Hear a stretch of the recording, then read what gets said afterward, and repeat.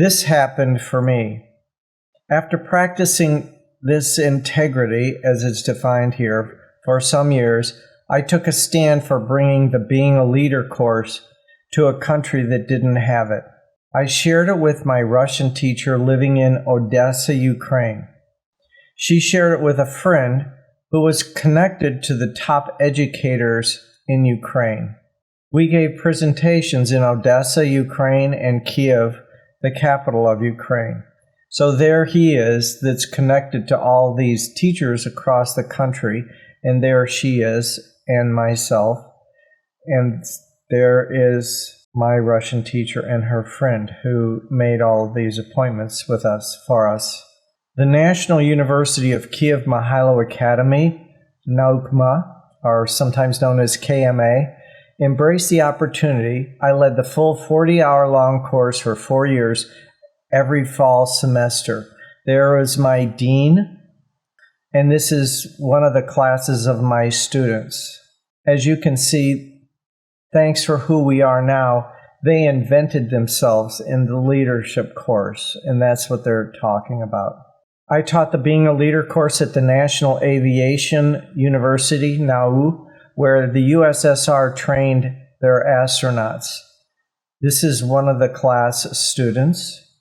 There I am. I lectured at the Kiev Polytechnic University, KPI, Linguistics Department to 300 faculty and students. There's the building. Here I am lecturing in this massive lecture hall.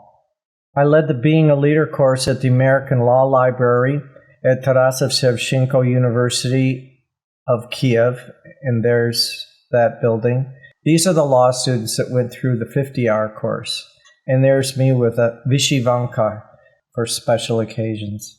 I held weekly seminars at the English Teachers Resource Center for all the English teachers in Kiev at that university. That's NAUKMA. My classroom was right here, and you walked up 4 flights of steps. There's the librarian of the English Teachers Resource Center and an English fellow and my translator who made all the connections. I was invited to meet dignitaries like Prime Minister of Norway, who I sat behind. There she is there, and here's where I was sitting right behind her. I wasn't that guy who normally did these things. This was a miracle. That is Zoloty Vorota, a reconstruction of the entrance golden gates to Kiev, which were made in 1100. This is downtown Kazakhstan. So this will happen for you. This will happen for us. We maximize workability. Without integrity, nothing works. No trust, no workability. Integrity maximizes opportunities. If you only practice one thing, this is it. It makes profound difference in our lives. This will happen for us. We also distinguish ourselves from our psychology. We gain the capacity to operate beyond our feelings and emotions. There are times we don't feel like being on time or being faithful, etc., etc. And we will because we said so, or when we don't, we clean up the mess that we created. We won't need to wait around for the feelings of love, for example.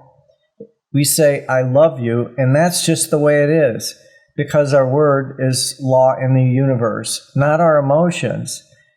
The feelings that do follow from our speaking are way more moving and powerful than the ones we wait for. We know ourselves as our word. Our emotions and feelings fall in line with what we say. We have complete dominion over what we say. By default, not so much with our emotions. We normally wait for the circumstances to line up with some ideal notions that we have, some image from the past before we can love.